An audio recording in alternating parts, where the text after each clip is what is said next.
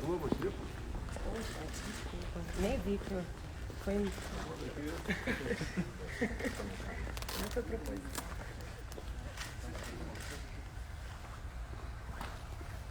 Podemos? Por favor. Bom, então mais uma vez, bom dia. Estou aqui na minha primeira missão a Brasília, após a minha reeleição ao governo de Minas. E vim aqui tratar com o presidente questões que envolvem o Estado, como o metrô de Belo Horizonte, onde o governo federal vai aportar 2,8 bilhões de reais e o Estado se comprometeu a aportar 400 milhões, que já é uma realidade. Também as obras da BR-381-262, que conectam o Estado ao Espírito Santo e ao leste de Minas Gerais, e outros pontos mais que envolvem Minas Gerais. E não poderia também deixar, nesse momento, de estarmos aqui colocando as nossas divergências de lado, né? Eu sempre dialoguei com o presidente Bolsonaro, sabemos que em muitas coisas convergimos e em outras não, mas é um momento em que o Brasil precisa caminhar para frente e eu acredito muito mais na proposta do presidente Bolsonaro do que na proposta do adversário. Até porque o adversário dele, que foi o mesmo adversário que eu tive em Minas Gerais, foi uma gestão desastrosa que arruinou o estado de Minas. E eu e a minha equipe sabíamos muito bem, porque nesses 4 anos nós já pagamos 30 bilhões de dívidas que herdamos da gestão passada. E é só perguntar para qualquer prefeito de Minas Gerais o estrago que o PT fez no estado. É só perguntar, 853 prefeitos. Nós tivemos em Minas prefeitos que renunciaram, que adoeceram e suicidaram na gestão do PT. Porque o Estado simplesmente se negou a repassar aquilo que a Constituição prevê. Repasses do ICMS, do IPVA, do Fundeb e também da saúde. Se apropriou. Um governo que descontou da folha de pagamento de 270 mil funcionários públicos o empréstimo consignado e não pagou os bancos, deixando o nome de 270 mil funcionários públicos ir para o SPC e Serasa, diz tudo do que é capaz de fazer. A falta de consideração. E pior, diz que é social e suspendeu o pagamento do piso mineiro de assistência social, que nós voltamos a pagar logo no início do meu governo e reajustamos em 50%. Então dá para ver que há uma divergência muito grande entre discurso e efetividade e prática. Então eu estou aqui hoje para declarar o meu apoio à candidatura do presidente Bolsonaro, porque eu, mais do que ninguém, herdei uma tragédia. E não foi só o Estado, não.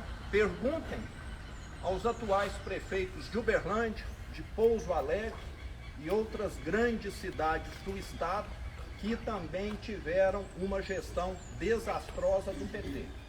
Então nós estamos falando aqui de realidade. Não estamos falando aqui de versões, não. Perguntem aos 853 prefeitos de Minas, principalmente aos reeleitos, que estiveram lá presentes em 2015, 16, 17 e 18, para saber a tragédia que nós vivemos. Presidente. É com satisfação que eu recebi a visita do governador Zema, veio tratar de assuntos de interesse do seu estado, continuar tratando dos assuntos, como ele falou aqui, do metrô, de BRs. Temos a questão também de Mariana, está bastante avançado. E sempre tivemos um diálogo muito franco. Nada tratado entre nós visava outros interesses, a não ser o futuro, no caso dele, do Estado e nossa parte aqui do Brasil. Ele passou um breve filme do que foi a administração do PT para seu Estado. E poderia fazer a mesma coisa, mas sobre o Brasil, sobre os endividamentos das estatais, os descasos mais variados possíveis, a forma também como ele tratou as pessoas mais necessitadas, pagando um auxílio chamado Bolsa Família do passado, de média R$190, não tinha famílias ganhando R$80 por mês, nós passamos para no mínimo R$600, demos também um tratamento muito especial, respeitando a cultura do povo brasileiro, no tocante, por exemplo, às liberdades, as mais variadas possíveis, e sempre tivemos isso como um ponto máximo do nosso governo. Não queremos mais BNDES emprestando dinheiro para ditaduras, e tem que arranjar dinheiro para fazer obras aqui no Brasil. Nós levamos água para o Nordeste, nós criamos o PIX, fizemos muita coisa no varejo, mas que tem uma repercussão muito grande no somatório final das ações, como por exemplo passar de 5 para 10 anos a Carteira Nacional de Reabilitação, como por exemplo a criação do PIX. Atendemos, por ocasião da Covid, comprando 500 milhões de doses para todos os brasileiros que assim o desejassem tomar a sua vacina. Não deixamos de repassar recursos para todos os estados e municípios, independente da coloração partidária desses estados ou desses municípios. Ou seja, ao longo desses 3 anos e meio, alguma divergência a gente vai ter, somos falhos, né? Somos seres humanos, mas procuramos fazer o melhor para todos aqui no Brasil. Se nós formos levar em conta, Zema, como estão alguns outros países aqui na América do Sul e outros da Europa, o Brasil vai muito bem na questão da economia. O produto interno bruto nosso, cada semana, ele é projetado para cima. Nós também temos diminuído muito aquele percentual do desemprego no Brasil. A informalidade praticamente voltou ao que era antes do período da pandemia. Estamos tendo uma das gasolinas mais baratas do mundo. Também o etanol baixou muito de preço. Recebemos na semana passada o primeiro navio russo com diesel. Isso vai se tornar uma constante para nós. E dizer que o Zema sabe disso. Nós somos dependentes de diesel e de gasolina porque 3 refinarias começaram a ser feitas. No início do governo Lula, se enterrou quase 100 bilhões de reais e não se fez uma refinaria sequer.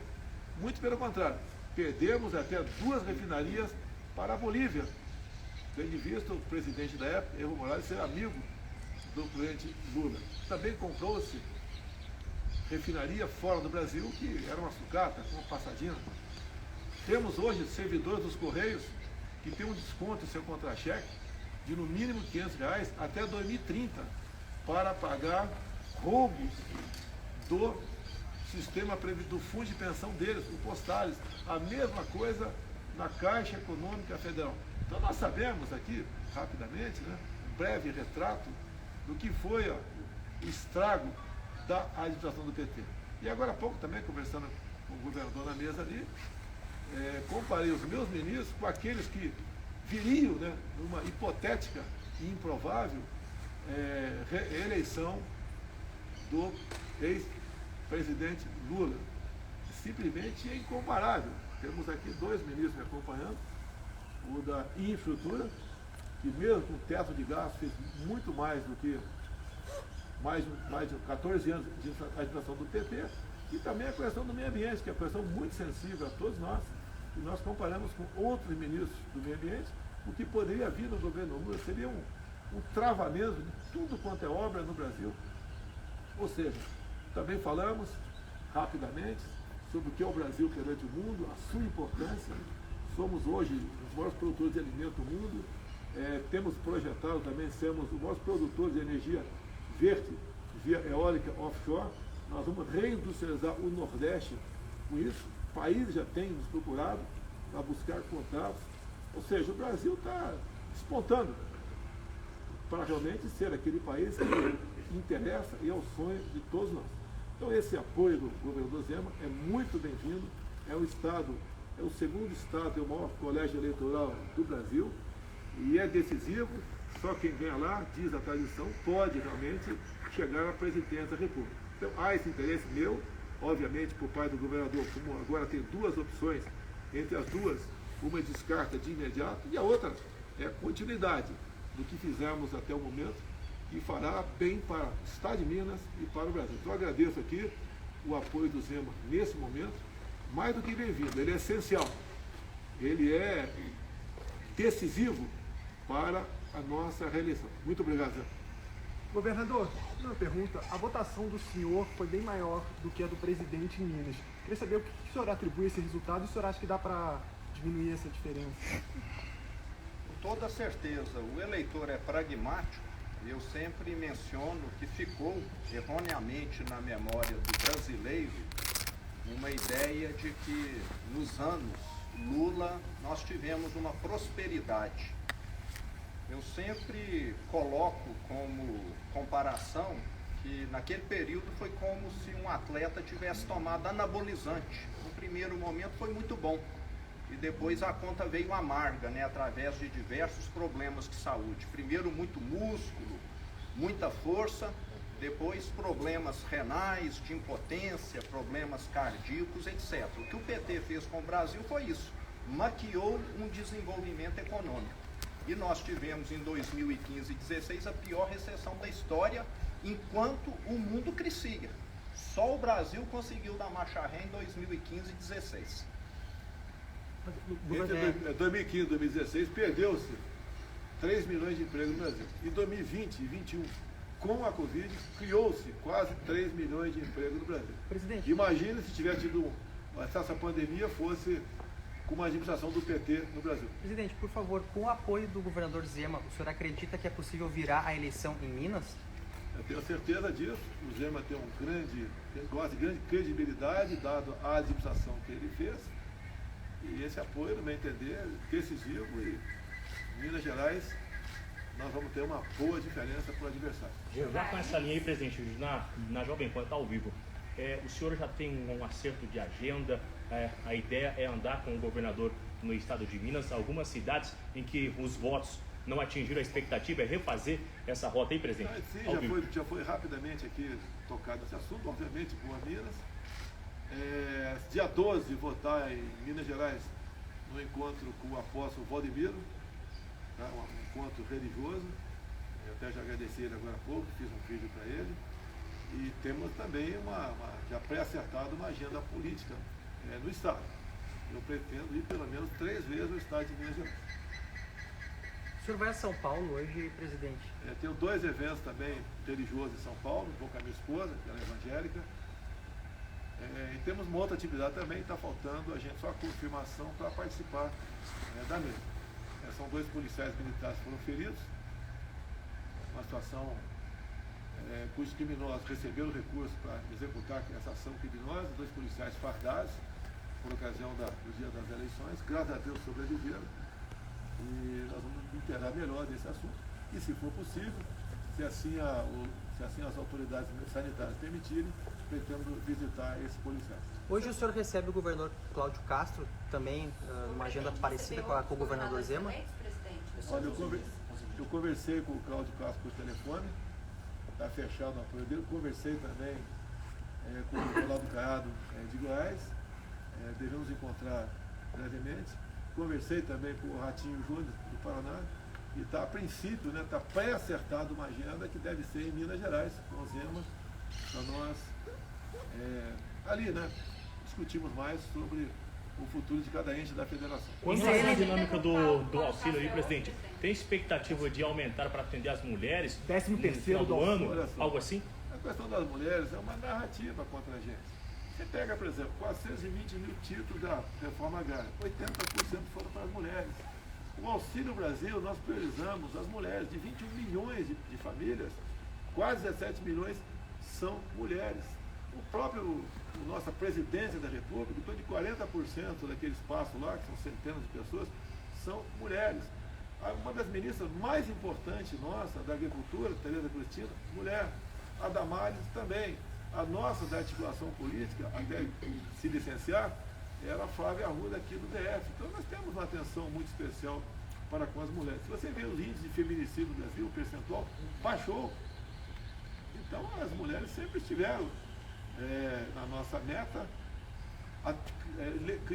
Sancionamos ou criamos em torno de 70 legislações de interesse dela. Acredito que a mais importante, logicamente pode haver divergência, uma das mais importantes, nós modificamos a lei sobre laqueadura.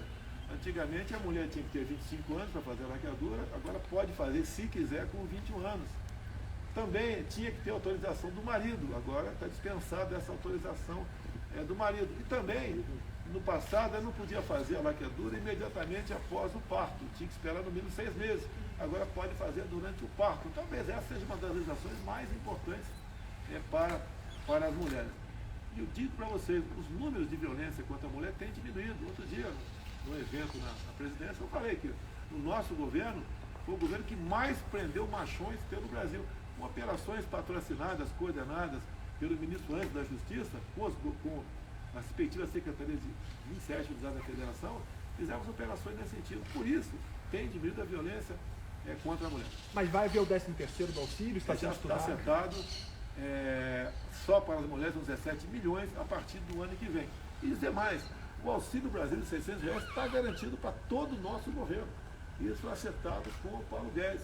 Recursos, já sabemos de onde virão. No momento está garantido 600 por lei e os 200 extra nós vamos manter esse valor a partir do ano que vem, já garantido. Temos fontes para buscar esse recurso. O 13º não é esse ano agora, presidente. Não dá, até por esse ano eleitoral, você não pode tratar desse assunto agora, né? É proibido pela lei eleitoral. A partir do ano que vem, 13º para o Auxílio Brasil. E dizer uma coisa, além de ajudar as pessoas mais pobres, as mais necessitadas, ajuda na receita de municípios e do próprio Estado. Eu ouso dizer que, em grande parte, o que ajudou a economia a não colapsar durante a pandemia foi o auxílio emergencial de R$600.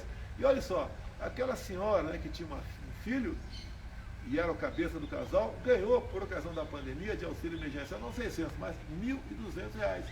Então, nós sim atendemos as mulheres, não com discurso ou palavras bonitas, né, mas com realizações e com ações. O senhor vai procurar a Semineto também? Do apoio de hoje, se o senhor tivesse recebido no início, o senhor acha que evitaria no segundo turno? Nós conversamos antes, o passado é passado.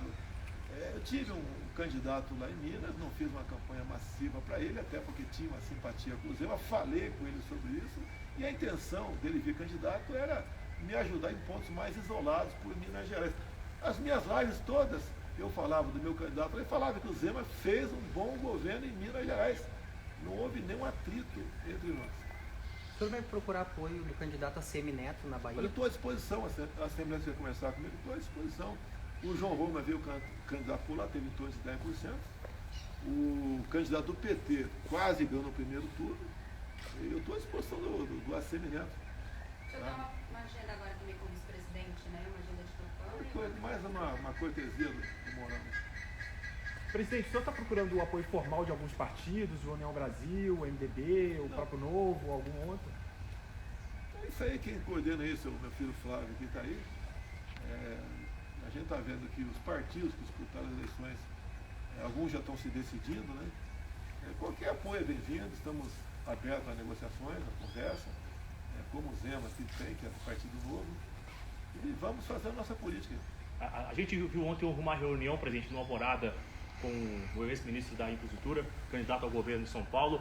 Qual foi essa reunião de ontem? O senhor pode adiantar sobre isso? O Tarcísio foi um fato novo na política. Ele não é paulista, né? Mas tem uma história de trabalho aqui em Brasília. Ele é formado pela Academia de das Negras, foi feito Instituto Militar de Engenharia, é concursado da Câmara, tinha 2 vagas dentro da Câmara, ficou 3 anos lá na Comissão de Viação e Transportes, esteve no DENIT também. E quando assumiu a Infra comigo, ele foi uma pessoa que rapidamente mostrou o seu valor. Apesar de termos teto de gasto, ele usou as verbas do seu município, do seu ministério, para bem atender o Brasil. Fomos em locais fazer obras com a ponte do Abunã, lá na região do Acre e Rondônia.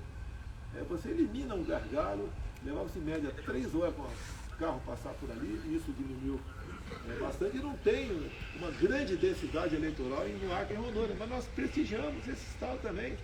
Então essas obras do Tarcísio, visando gargalos, quando a BR-163, lá no Pará, que 6 meses de chuva por ano, um um caminhão transportando grão levava em média uma semana para passar em 50 quilômetros. Ele esperou a hora certa, o momento certo de falta d'água, de falta de chuva, e junto com o Exército Brasileiro fez a obra em 6 meses. Então o Tarcísio é esse, é um homem que concluiu muitas obras pelo Brasil, em acordo com o Exército Brasileiro. O Exército, todos os batalhões de construção estão a pleno vapor, andando por aí, como em Minas Gerais agora também temos também obras patrocinadas pelo Exército Brasileiro. Ou seja, o homem do diálogo conseguiu aprovar muita coisa dentro do Tribunal de Contas da União, junto ao Congresso Nacional, e o Brasil mostrou, né? Ele mostrou para o Brasil que ele é um grande gestor, é o que ideal é para a função que ele está pleiteando em São Paulo. Presidente, também teve uma reunião ontem de noite aqui no Alvorada com vários ministros, o presidente Arthur Lira. O que foi discutido? Foi estratégico? O Lira veio falar comigo, obviamente, um dos raros candidatos a deputado federal que eu citei o nome dele nas minhas lives, porque é uma verdade, nos ajudou a aprovar o Auxílio Brasil de R$600 para 21 milhões de pessoas, e grande parte disso está no Nordeste. Então, o Arthur Lira foi um grande defensor dos R$600 de Auxílio Brasil para o Nordeste. E ele foi o mais votado lá do estado de Alagoas. E, obviamente, o PL fez 99 parlamentares e a nossa base, vamos assim dizer, chega a metade do número de parlamentares. Então, está pavimentado, temos aí eleições para a Câmara sem grandes sobressaltos. Então, o Arthur Lira é um velho colega meu, ele também, na questão daquela PEC que tratou dos combustíveis, né? Ele foi um grande defensor dessas questões. Então, na verdade, hoje em dia você vê gasolina em muitos estados a R$4,50. Eu vi etanol em São Paulo a R$2,50. Quem podia imaginar isso daí? Então, o Arthur Lira é essa pessoa aliada do presidente e do Brasil. Presidente, uma dúvida então, o senhor, uma vez reeleito, o senhor vai apoiar a recondução do Arthur Lira à presidência da Câmara? Olha, é isso? Tem toda a dica que sim. Tá? Toda a dica que sim. O senhor aguarda a sinalização de algum candidato que concorreu à presidência no primeiro turno? Olha, aqueles que concorreram aí, de última hora, o padre Kelmo, né? É bem-vindo, apesar de ter tido uma votação bastante pequena. Ele é uma pessoa que mostrou que os cristãos têm que ser respeitados no Brasil e no mundo. Que uma grande participação nele no debate foi quando ele falou sobre o que vinha acontecendo na Nicarágua, onde padres estavam sendo presos, freiras expulsas, fechamento de canais de rádio e televisão católicos. E uma das últimas medidas lá do Ortega, que é amigo íntimo do Lula e cumprimentou o Lula agora para ter o segundo turno, ele proibiu a comemoração do Dia da Bíblia por parte dos evangélicos e proibiu os católicos de fazer procissão. Então o padre Kelmo tem um valor simbólico muito grande, tá? Enorme no meu entender, e obviamente vou conversar com ele. E da terceira e do quarto colocado, presidente, Ciro e Tebet? O senhor espera apoio? Pelo que eu estou vendo aqui, o PDT está bastante inclinado a apoiar o Lula. E a Tebet pessoalmente, né? As informações que eu tenho. Eu acredito que o MDB não irá fechado para nenhum lugar, assim como até o PDT não será fechado para nenhum outro lugar. Então essas sinalizações são bem-vindas. Eles têm noção do que seria a continuidade do meu governo, o que seria o retorno do PT. Não é apenas que o Zema falou aqui, o Zema deu um retrato de Minas Gerais, deu um retrato um pouco maior do Brasil. Seria uma catástrofe para nós aqui, o PT voltando 14 anos de corrupção. A Petrobras, eu sempre falo, endividamento 900 bilhões de reais, o suficiente para fazer 60 vezes a transposição de São Francisco. O BNDES, próximo a 400 bilhões, Caixa Econômica 45 bilhões. Queremos isso de volta para o Brasil? O Brasil podia, se eu tivesse pego o Brasil em 2003, como ele pegou com as commodities lá em cima, a economia praticamente acertada, e ele foi para distribuir cargos no governo em troca de apoio. Então loteou estatais, bancos oficiais e ministérios com partidos políticos que tinham outros interesses, né, em grande parte, não são todos, a não ser em fazer caixa para a campanha e se enriquecerem muitos deles. Então é isso que aconteceu. O grande problema do Brasil é quando há uma mistura muito grande entre os poderes. Os poderes têm que ser harmônicos, independentes, se respeitar entre si. Alguma participação sim, até porque eu não tenho como, por exemplo, ocupar todos os cargos que tenho se não tiver indicação de terceiro, e muitas indicações por parte do Legislativo são bem-vindas, outras nem tanto. A gente faz o dever da triagem e toca o barco. Você está ouvindo no meu governo, troca de ministério por interesse político partidário. Hoje, nós, os partidos de centro, vivemos em harmonia. Aprovamos muita coisa, o marco do saneamento, reforma da Previdência, o novo marco das ferrovias, startups, lei da liberdade econômica, Auxílio Brasil de 600, vai para 21 milhões de pessoas. E está indo bem o Brasil. E nós conseguimos ali buscar um ponto de equilíbrio e funcionarmos em harmonia.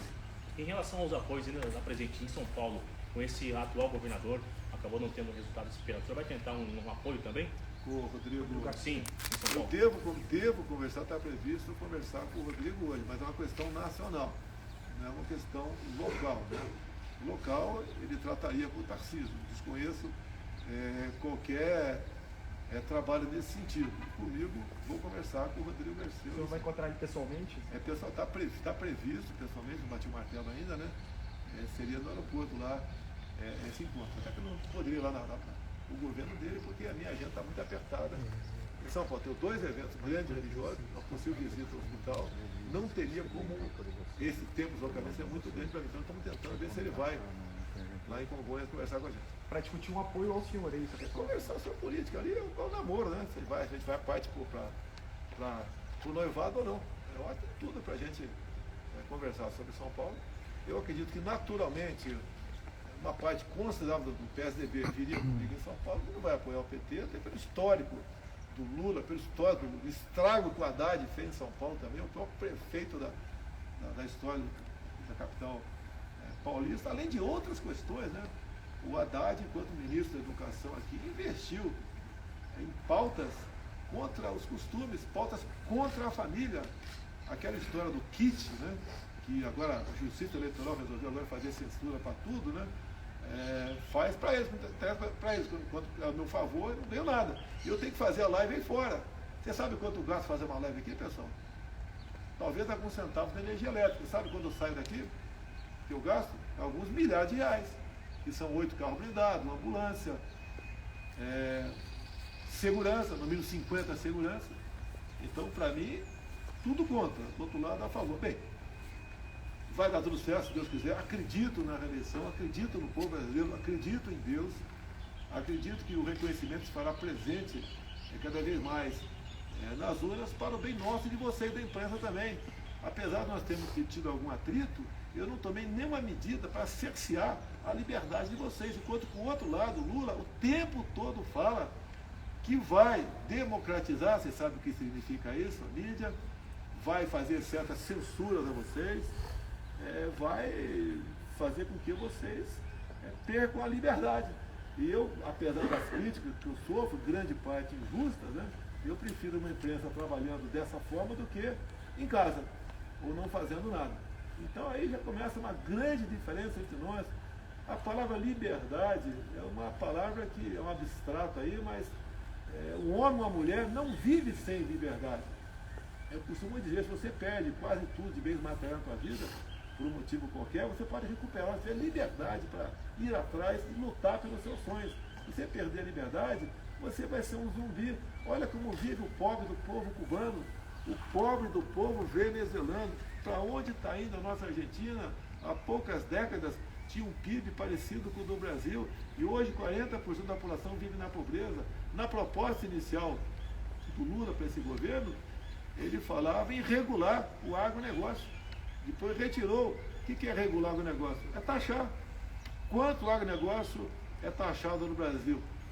É taxado em 0 no Brasil. Na Argentina tem produtos taxados em até 33%.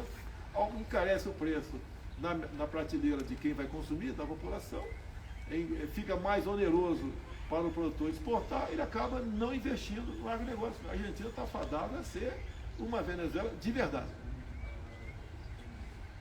Ok? Coisa mais? Não, ok. Bom dia. Obrigado, presidente. Até logo aí, pessoal. Bom dia. O senhor vai fazer a agenda individual com... Por volta de 1h30,